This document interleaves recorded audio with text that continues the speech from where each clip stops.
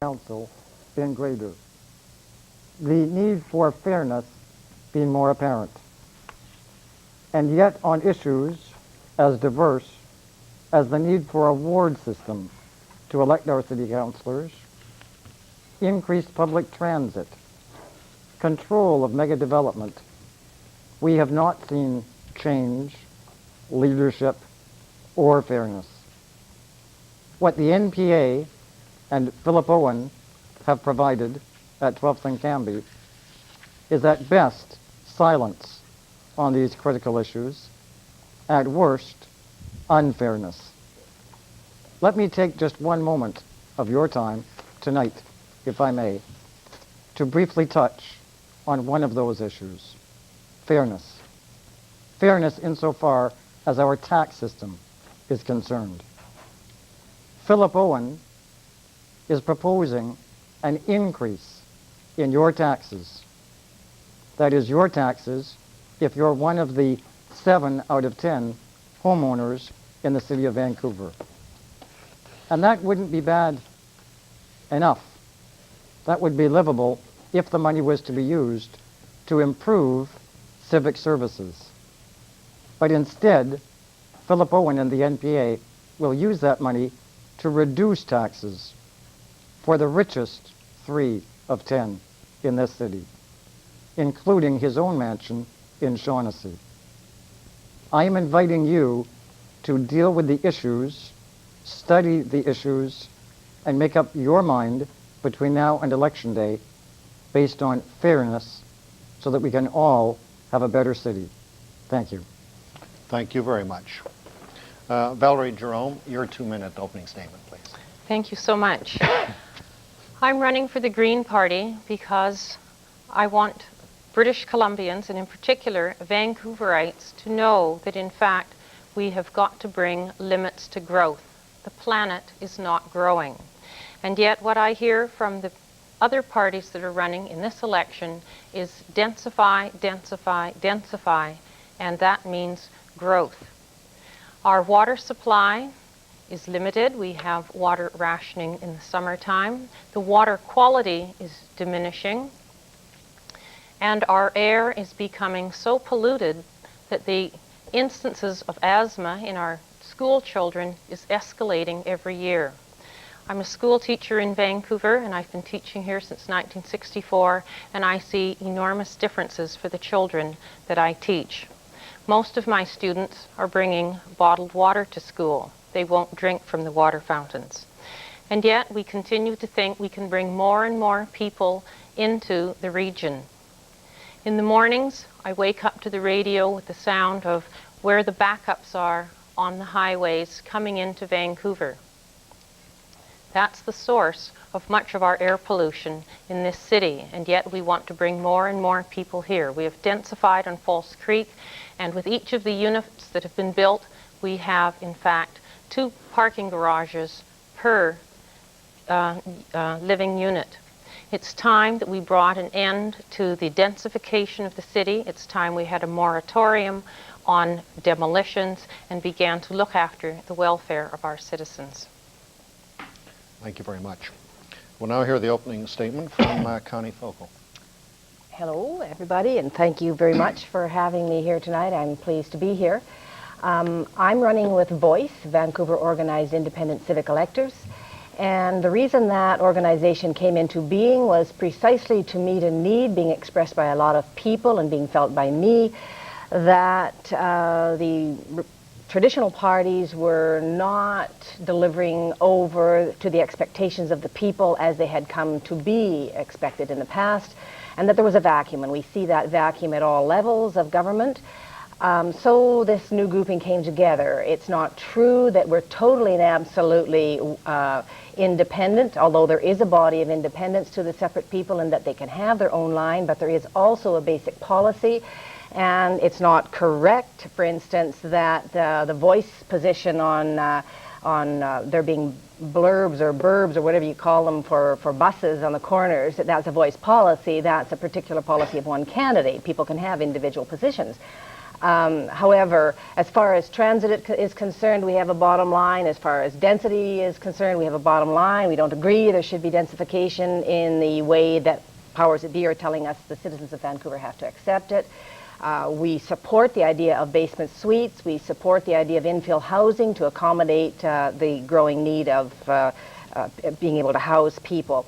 Fundamentally, I think what we are trying to do with the Voice organization is present to the voters an alternative. We're trying to present to them a group of people who are saying our basic concern is quality of life, and we expect to be able to deliver that by looking on an issue basis. Thank you very much. Councillor Pule, your opening statement. Good evening. This has been the most underhanded, dirty civic campaign I've seen in 32 years of campaigning. The NDP Coalition's public statement that the Nonpartisan Association is going to increase taxes by 30% is an outright lie. As chairman of the Finance Committee for the last 3 mayors, I ask you, the COPE NDP Coalition say that you can trust them with your money. Who are you going to believe when it comes to finances and budgets? Who do you think you can trust? The coalition, which has no record of financial management and are being manipulated by the provincial NDP, or the Nonpartisan Association, which has a long, long record of sound financial management in the city of Vancouver? How the user fee for garbage will be implemented and the rate structure has not yet been determined by Council, but preliminary projections indicate it could be $8 per year for the average property owner, if it's implemented, in a far cry from the 30%. I think that Vancouver voters are tired of COPE and the NDP manipulating financial figures for political gain. Our commitment to you is to continue our record of keeping tax increases at or below the rate of inflation. And by the way, this year's increase was a 0% increase. The COPE member of Council, in fact, voted against protecting the taxpayer and didn't support us on a 0% tax increase. I don't want to see the interference and intrusion of party politics in the affairs of Vancouver. I don't want to see a duplication of the dishonest type of provincial government we have in Victoria running the financial affairs of the city of Vancouver. On November 16th, I would ask that you support the Nonpartisan Association candidates for council. Thank you. And now, William Kay. Thank you. Well, we all recently watched the U.S. elections, the charade that it was. And the reason why the modern two-party system is such a charade is because both contending parties basically have the same ideology, and both are representatives of the big money. And presumably, if the big money in the United States wanted to do away with a two-party system, they could opt for a one-party system, and the American voter would not be out much choice. In the current Vancouver civic election, we have something almost a little more degenerate. This is what political science professors call a 1 1/2 party system. And that is characterized where there is a dominant party which monopolizes power and alone knows how to govern, but it keeps with it a permanent minority party, which itself appears almost afraid of ever coming to power. The dominant party, the full party, is the NPA. It's the party of power. It's the party of limousines and golf courses. Certainly nobody east of Ontario Street is looking to them for any sort of progressive ideas or social justice. The half party, or the COPE party, is a straw party, but it does keep this veneer of being a representative of the lower classes. In reality, they don't have a platform at all. Keep in mind, they're running on a tax freeze, so if they do promise any benefits tonight, they're going to have to draw that out of existing spending, and they don't really have a plan for doing that either.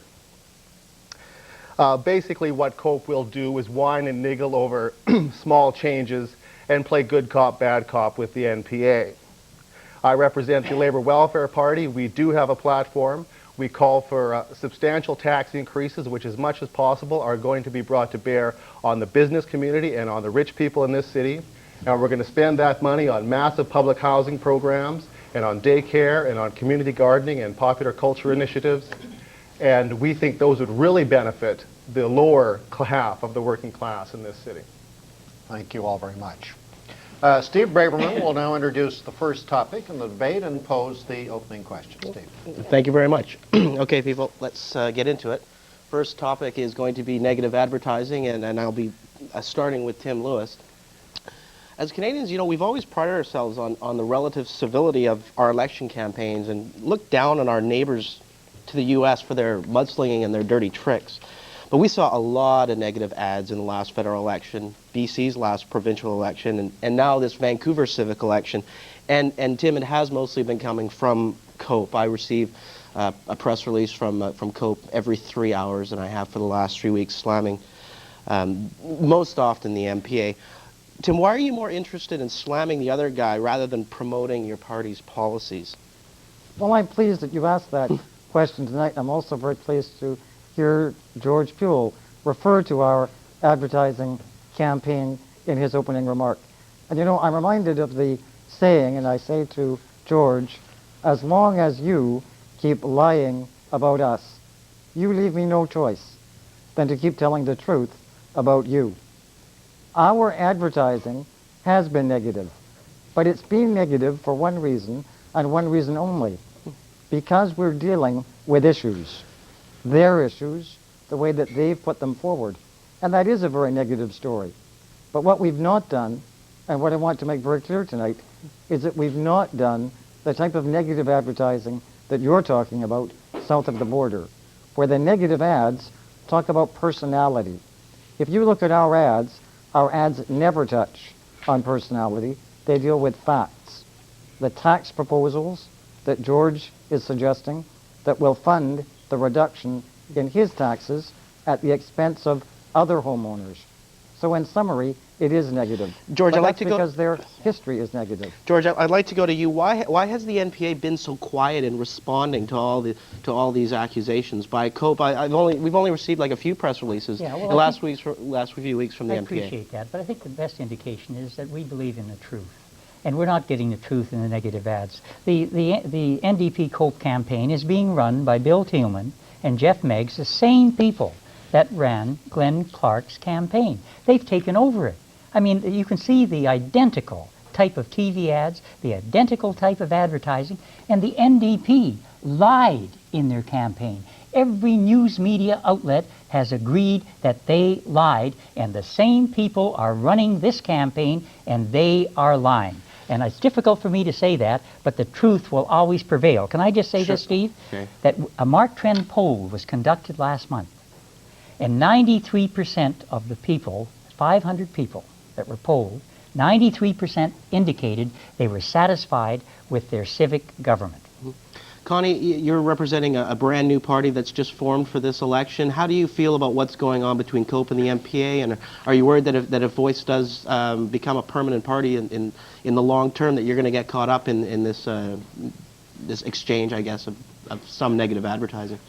No. Our position from day one is that we're not going to participate in that kind of campaigning, and we haven't, and we don't intend to. It's not the tradition of what COPE was.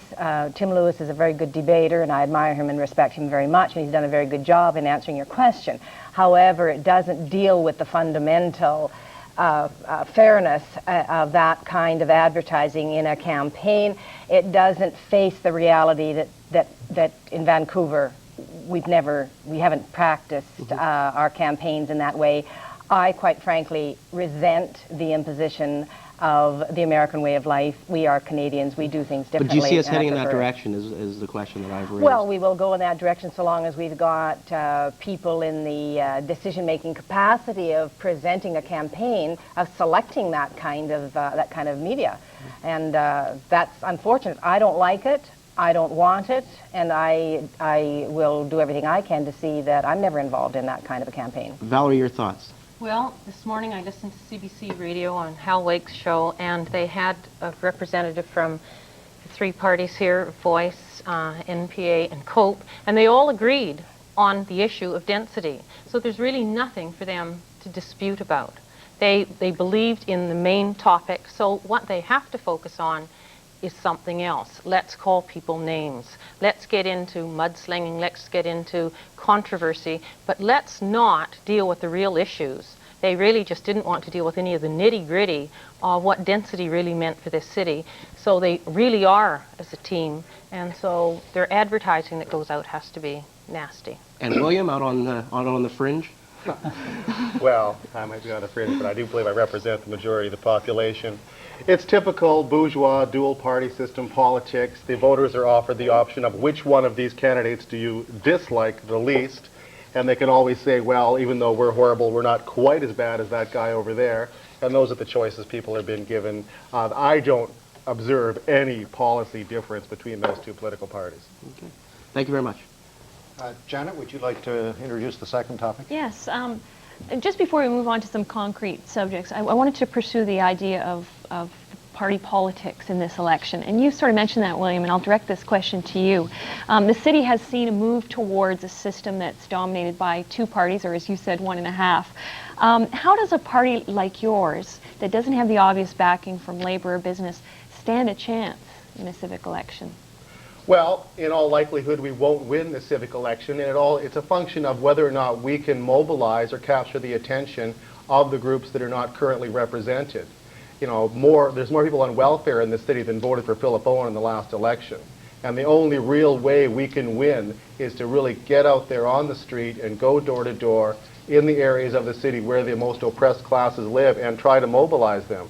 But there's a lot of apathy, and there's a belief that you can't get involved in politics, that it really is a farce. And to some extent, that's not untrue. But we will go on organizing the lower half of the working class before and after elections, between them and during them.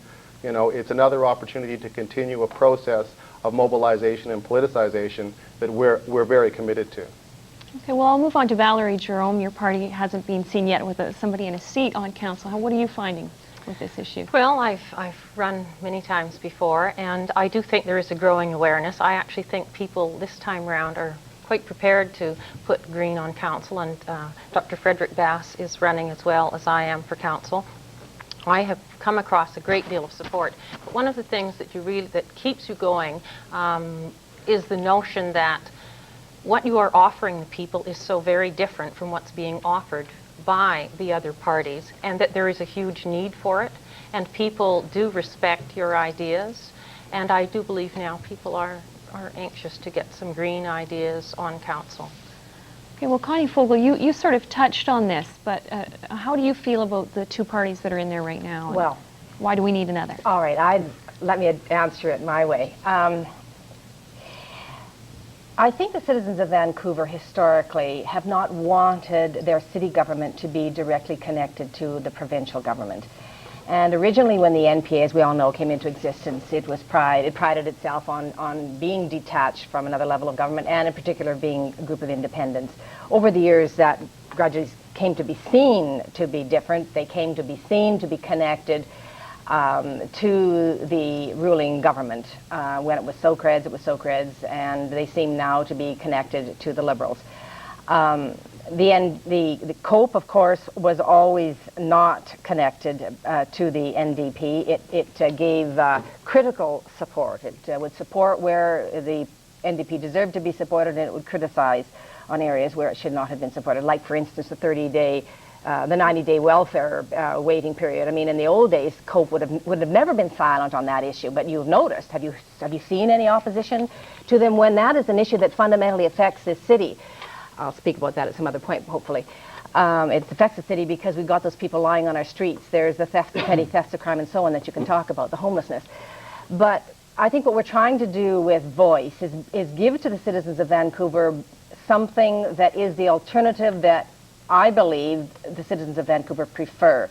And that's a group, a party that is not connected formally to a party at a provincial or a federal level. So that's what we are trying to do, and we cross the gamut politically. And I think we can deliver best because we're going to be issue-oriented, and I think that's the way of politics of the future. Okay, well, I'll get Tim Lewis to respond to some of these accusations that COPE is tied to the NDP. Is that true? How do you respond to that? Well, I can tell you with absolute certainty that not only is COPE not tied to the NDP as a party, neither are its candidates, myself included. One of the other candidates here tonight has indicated that there is a need to speak out and speak loudly on one issue in particular, and that is the change in welfare requirements that the NDP brought in. I am one of the only lawyers, if not the only lawyer, that I'm aware of in the city of Vancouver that for 12 years has done welfare appeals on a no-fee basis for anybody on income assistance that wishes to appeal that. And one other point is this. Our mayoral candidate, Carmela Alivato, as the leader of the HEU, was successful in bringing about one of the most effective and certainly one of the first strikes within the healthcare industry against the NDP. Can you imagine what a beautiful city we'd have if she was in the mayor's chair negotiating with the province on the civic issues and doing as good a job there on those issues as she has already proven able to do, negotiating on behalf of the HEU against the same opponent. She's proven her abilities All right, there. Let's give her a chance. Okay, let's get George. Just analyze he that. looked like he No wanted to respond here. connection with the NDP. This I'm reading to you now is from the campaign proposals. It's a signed statement that was given to the COPE candidates at the last election, and it's signed. I'll read this to you. All elected members will be accountable to the Civic New Democratic Executive and membership of the New Democrats and to the COPE Executive and membership if COPE members. The elected members also agree to meet with the Civic New Democrat Executive, the COPE Executive, and the Vancouver and District Labour Council, Metro Council, at least twice yearly or as often as called by their respective executives. And there's no connection with the NDP. You know, Harry Rankin said it, right? They've been taken over by the NDP. Carmen Aliveto is going to buck the NDP? Listen, there's been an agreement between that union and the NDP. Ask Carmen Aliveto if she's going to bring back the fair wage clause to the city of Vancouver, which would cost us millions of dollars and has cost the provincial government hundreds of millions of dollars. Don't try to give us a snow job on this. Well, it's taken us 30 years, but I know tonight we're making progress. Yeah, 30 you are. years, and finally, we've got George Buell agreeing with Harry Rankin. Yes, and I'm agreeing with Harry Rankin, but I'm disagreeing with you. What I said at the beginning of this meeting, I said that COPE has lied. And I think this proves the point right here. Steve, would you like to move on to another subject? Topic 3, it's policing, and I'll be directing my question at George Peel. The police budget has gone up substantially in the last 5 years. It's something like $75 million in 1990, and it's now like $106 million today, something like that. But most of that money went to new equipment such as computers and guns. You've also redeployed some officers from other communities to the high crime district of the downtown east side. And I guess the question is, do we need more police officers like some people suggest we do? And part 2 to that question, should the city be providing ongoing funding to the cash-strapped police offices? Okay, Steve, let me explain first of all. City Council doesn't deploy police officers. City Council doesn't dictate what the police department does. It's the police board. 4 of the 5 members are appointed by the provincial government. They're provincial appointees. The only person on that board, 1 of 5, is the mayor by nature of him being elected mayor. All right, we do need more police officers. But can we afford it? $106 million out of a total budget of $545? How can we afford more? The provincial government takes $11 million out of traffic fines out of the city of Vancouver and gives us nothing back. Our officers give the tickets, they take the money. They've introduced photo radar.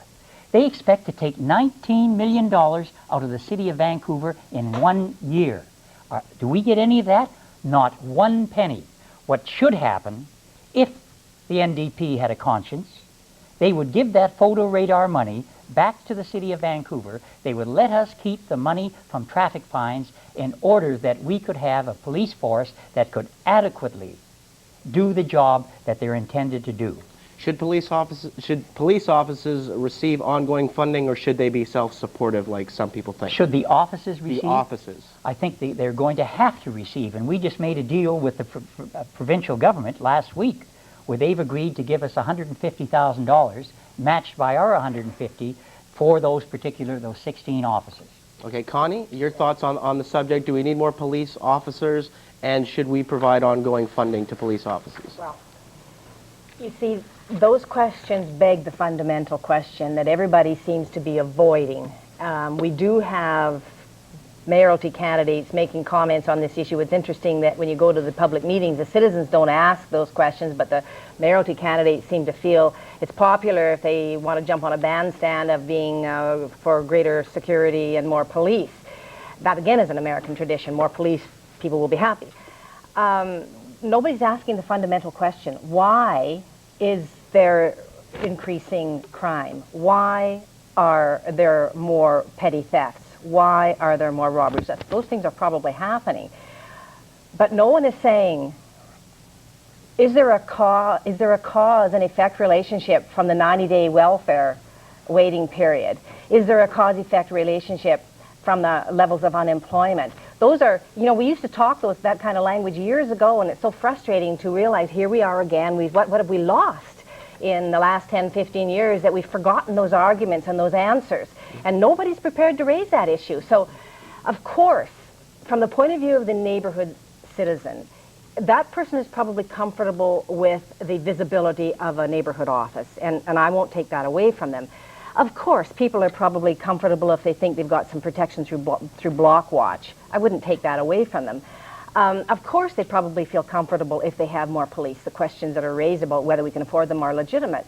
Of course, there might be a connection with pawn shops, and maybe there should be more of a crackdown on them. But those don't address the fundamental question. And if we as politicians, or I'm not an elected person now, but I'm promoting myself as someone to be elected, if the politicians don't address the fundamental questions, then the citizen is doomed, because we're just going to go on perpetuating the problem. I think we're going to be getting to that a little bit later. What is the Greens' view on the subject of policing? Yes, I was at a meeting last week that the Vancouver Police Department hosted, trying to apprise candidates of what is going on in the downtown east side, which has been mentioned as the high crime area.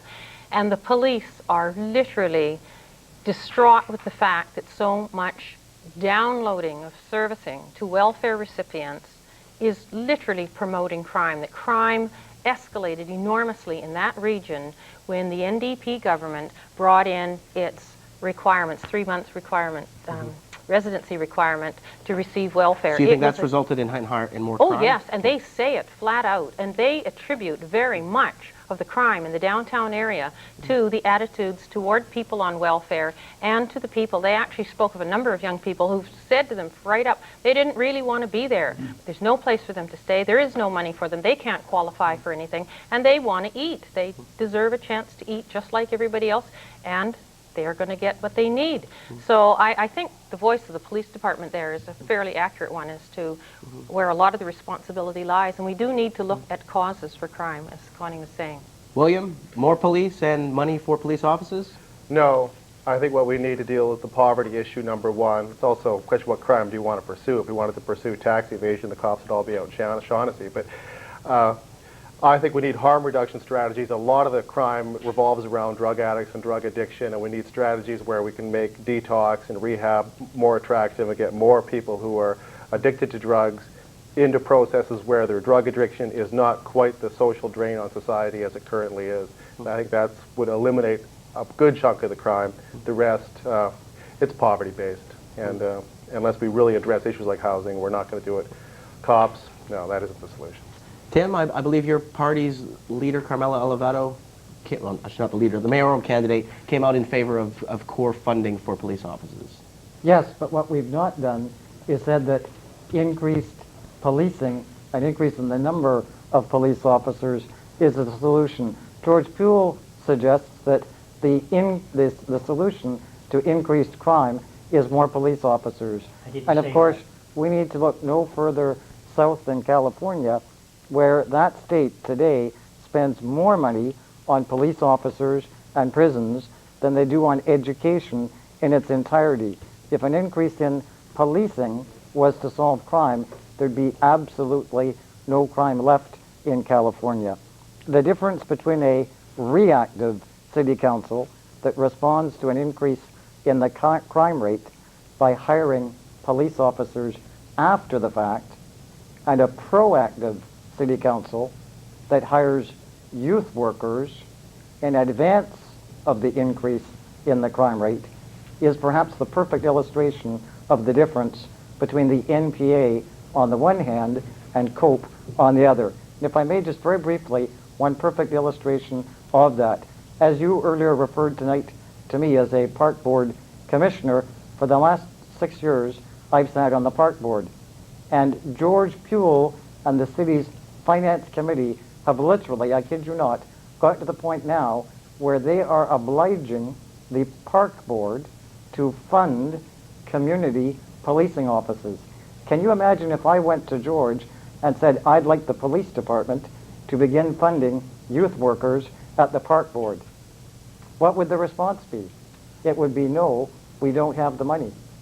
Reactive or proactive, that's what you and the electorate have to decide on the 16th. I don't think that's worth responding to, actually, because it isn't true.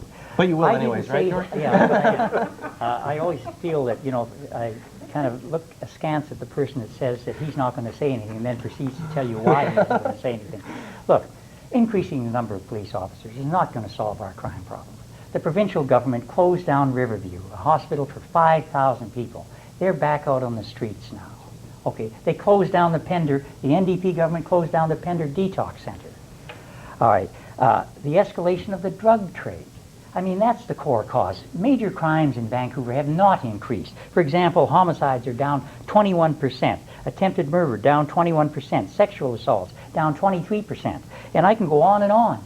What is up are the petty crimes, the breaking and entering, the stealing of cars, and that sort of thing. And what's the cause of that? I think Connie Fogel is absolutely right. It's the drug trade, the need for drugs, the panhandling, the shoplifting, things like that. More police, in fact, will not solve the problem. You have to get to the roots of the problem, and the Vancouver City doesn't have the responsibility when it comes to dealing with drugs. I can take you down to a cafeteria, a restaurant, where people come in and they're openly selling drugs. And the police, they pick them up because they're out on the street the next 3 minutes. The non-returnable warrants. We pick up people here in Vancouver, and they're wanted in Toronto. But Toronto won't pay the cost of bringing them back. I think, Councillor Puhle, after being so generous with you in the rebuttal, Okay. I should ask the others if they would have anything further to say on this. May I very briefly? Yes. Very briefly. For once tonight, George and I, in fact, appear to agree on something, and I'm very pleased to hear that. As part of his response, he's referred to Riverview, and he's absolutely correct. Those bed closures have been very poorly thought out, and that's another thing that I don't hesitate for a moment to go on the record criticizing the NDP on. None other than my brother has spoken out very eloquently and very assertively on that very issue. So George and I agree that bed closure process at Riverview is wrong, and I don't hesitate to say the NDP have been wrong in the way they've done that. Anyone else have anything on this topic they want to add? Well, then let's move on. Janet, I Right. think it's your... And actually, this question shouldn't take too long because people here, I think, have addressed it, but I want to go a little bit further with it because I have heard it said that high-grade heroin on our streets is one of the biggest issues we have to deal with. I've heard George Puhle say that it's not a civic issue, we can't control it. But I would like to hear from some other people about what things we could do at a civic level to fight this problem that it has been linked to a crime increase and as well as HIV infection, a lot of other problems as well. And I guess I'll just start with Valerie Jerome. I think the need is very large in our city for facilities to help people break the habit. And I think those facilities have been lacking for quite a while. And I hear it said over and over again by people working in the downtown east side, if the facilities were there, they would be used. The ones that are available right now are loaded with people. There is a waiting list, and it's a huge need, and I think the responsibility has to be picked up by the city and by the provincial government. It's time we got a lot of these people out of the habit that a lot of them do not want to stay in. And you know we have an awful lot of deaths on the street from heroin. I think it's time we looked at these people's lives as valuable lives that could be saved, and we have a level of responsibility here. And William Kay, you mentioned a bit about that, but maybe you'd like to go a bit I'm further. involved with a group of activists, and one of the things we did recently was we ran a safe fixing site for injection drug addicts. We had up to 250 addicts a day coming into a safe environment to shoot their drugs. And during the course of that, I got to know hundreds and hundreds of active injection drug addicts. My view, once again, is we have to really develop attractive forms of harm reduction where they want to go to detox and they want to go to rehab. It isn't going to be a bunch of Bible thumping and some mind games played by programmers on them. We have to make facilities that the addicts themselves, and 98% of them do want to quit. We have to make facilities they'll really want to go to and want to stay at and really want to get off dope, preferably somewhere outside the city. But when you talk about the drug war, we can't lose sight of the fact that the cops are just busting the really low-level mules and dime dealers, and the people that deal dope by the ton in this world operate with immunity from prosecution, and they're closely connected with the United States government. And anybody who believes that interdiction and sort of attacking the dealers is a problem should really look at who really deals drugs in this world. Okay, Connie Fogel, does the city have a role in this issue? Yes, definitely. There's a connection, for instance, even with prostitution. I would like to take a minute to tell you a little incident. There were a number of months ago, you may recall, there was talk being bandied about safe houses for prostitutes and where they could be located. And I just don't feel comfortable with creating prostitution brothels, actually. I just don't like that. And so I said, I stopped one day on my way to work. I happened to drive down by a high prostitute area and got out of my car and went and talked to a prostitute. She didn't like it very much because I was probably going to interfere with her business. But I just said, look, I'm just going to ask you this question in case I have an opportunity ever to deal with the issue. What would you like? Why are you here? And what would you like? What would help you? What would it take to get you off here? And she said, well, the major reason most of the girls that are on the street is because of drugs. They have to prostitute themselves in order to pay for their habit. To get rid of their habit, what they need is a job, and they need a safe place to live. So the city could be certainly on its own trying to deal with mechanisms to provide places where people can find some respite. And certainly all political people should be talking loud and hard about addressing the fundamental causes of all these kinds of ills. And they should see to it, of course, that their governments are not participating in activities that expand those ills, like gambling. It goes together, you know, gambling and prostitution and drugs. Okay. George Pugh, I'll give you a chance to respond. Do we have money to realistically set up Well, these actually, centers?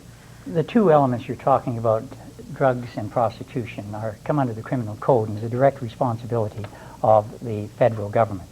And the federal government has pretty well ignored it as far as Vancouver is concerned. And our resources are limited as to what we can do.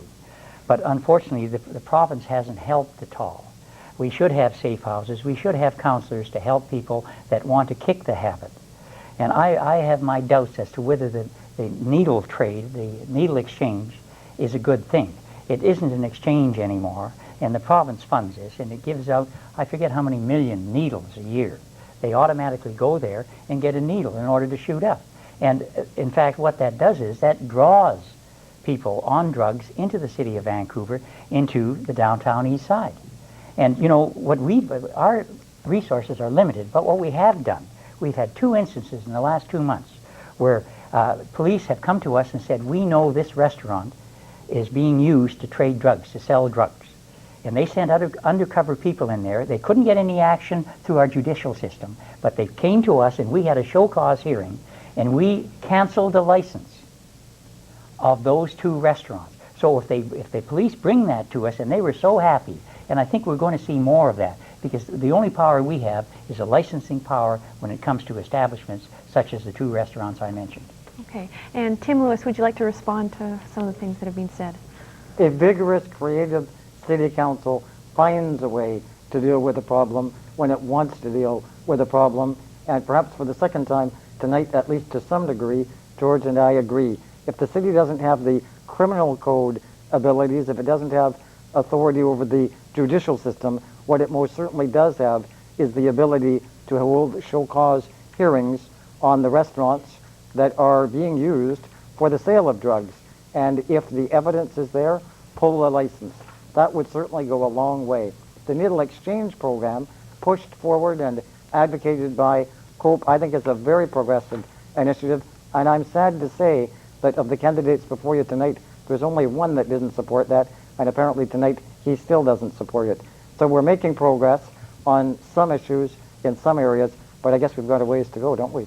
Can I just make one comment in defense of the criminal code and our policing?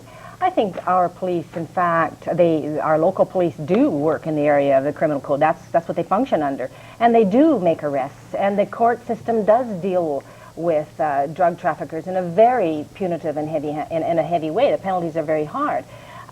So, you know, it's really not, I don't like the idea of getting around the basic issue by blaming the criminal code as being ineffective. It's not ineffective. It's an excellent instrument. It's one of the best in the world.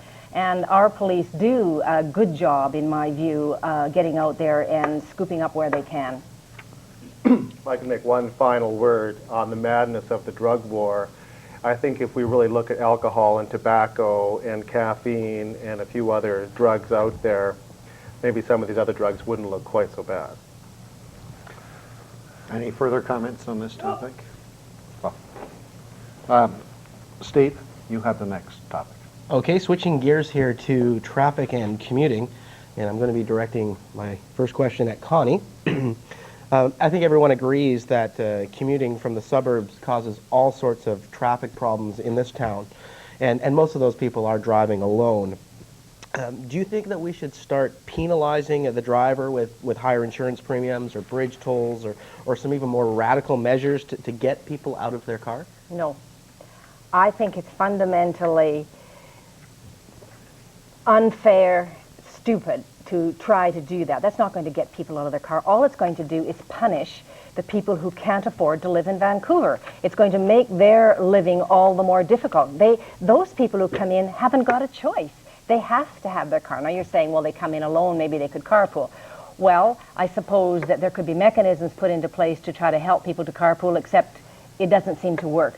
What governments have to do is get down to business with looking realistically at rapid transit systems that do work. I mean, we've got the SkyTrain, which isn't a very effective people mover. It's small, all sorts of things that are wrong with it. The capacity to expand it is already limited. It's probably already at its maximum.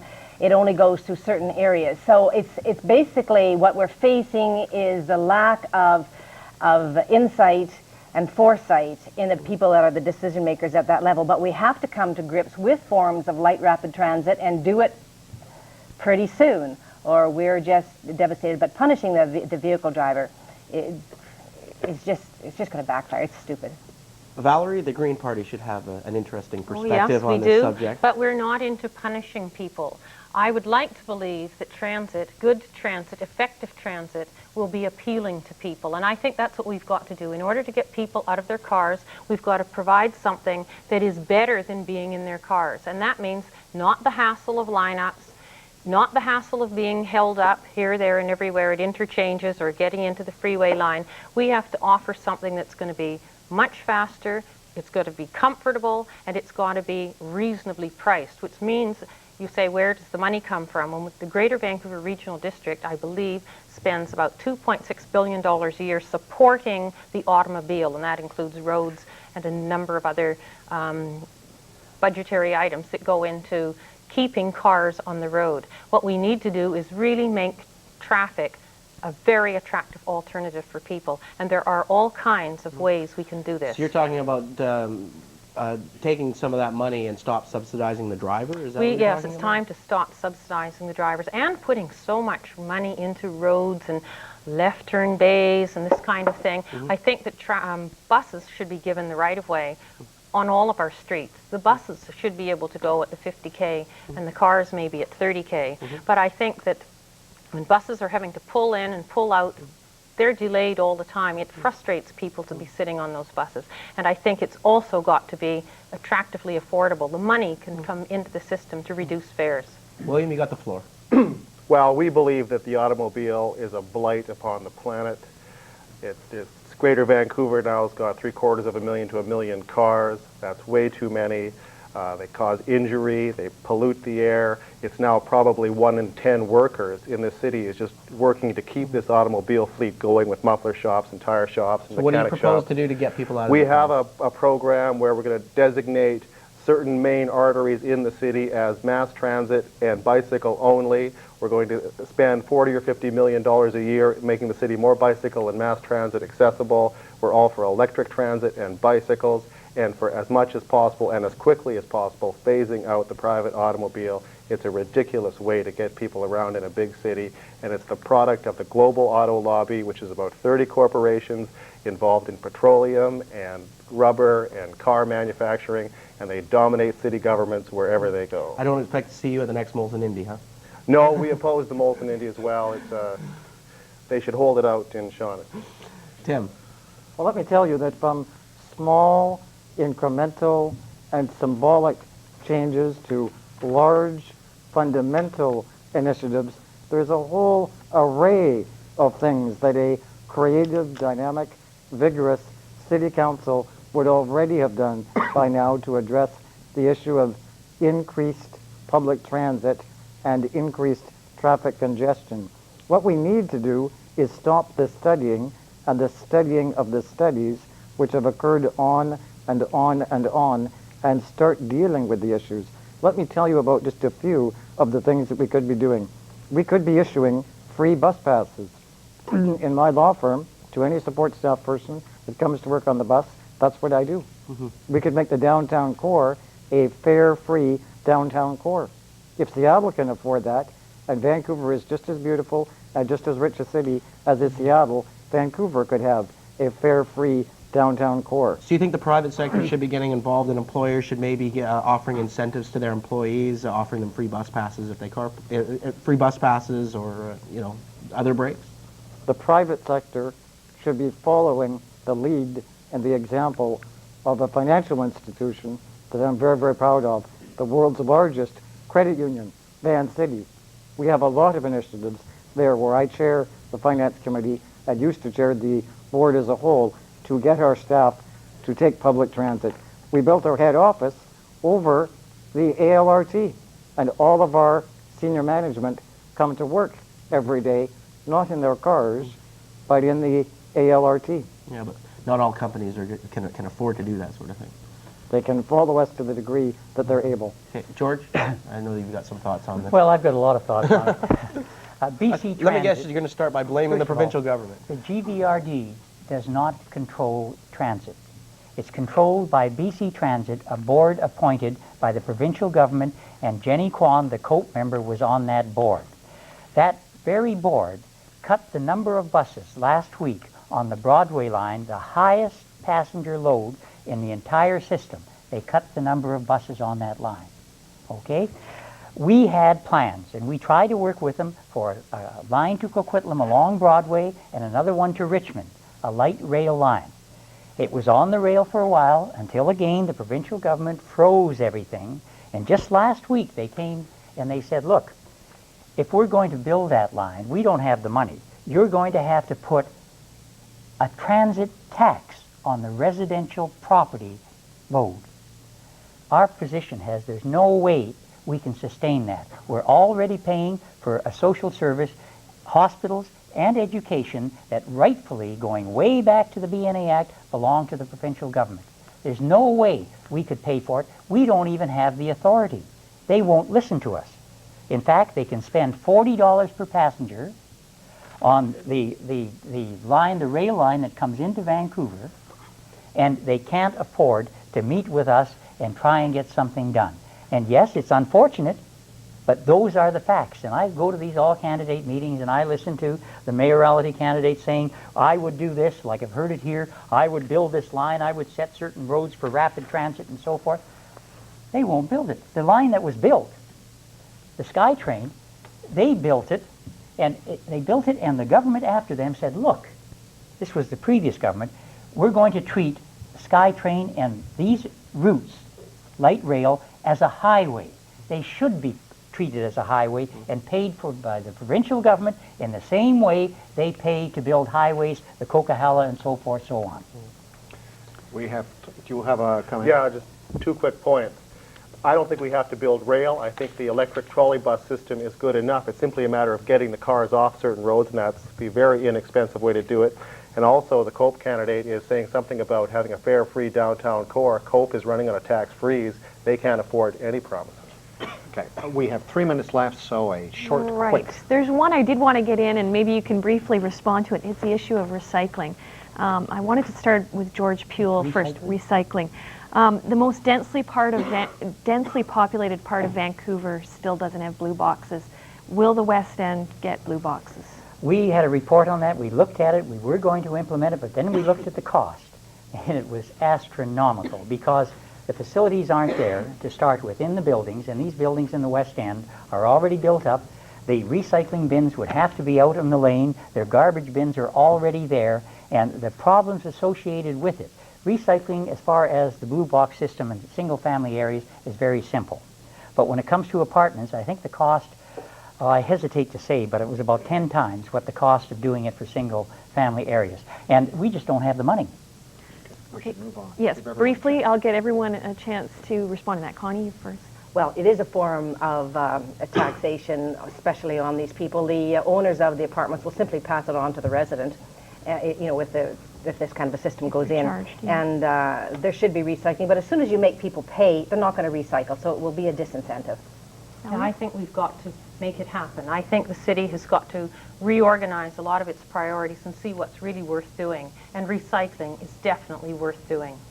William? We believe there is ample room to increase taxes. We believe there's probably 30,000 or so households that not only could afford a big tax increase, they don't deserve the money they're currently getting. Okay, and I guess final word on that issue to Tim. Well, very, very briefly, there's a lot more that we can do and should do to increase recycling. The only type of recycling I'm opposed to is the only type of recycling that perhaps we need to bring an end to on November the 16th. And that's the recycling of rather unusable city councillors. Let's bring some fresh city councillors onto city council and at least bring that type of recycling to an end. Fresh guarantees nothing. What you've got to have is issue-oriented. That brings to a close the first segment of this debate. Our thanks to the candidates for participating. Thank you. Thank you. We'll return shortly with the debate between the registered Civic Party candidates for mayor. Please stay tuned.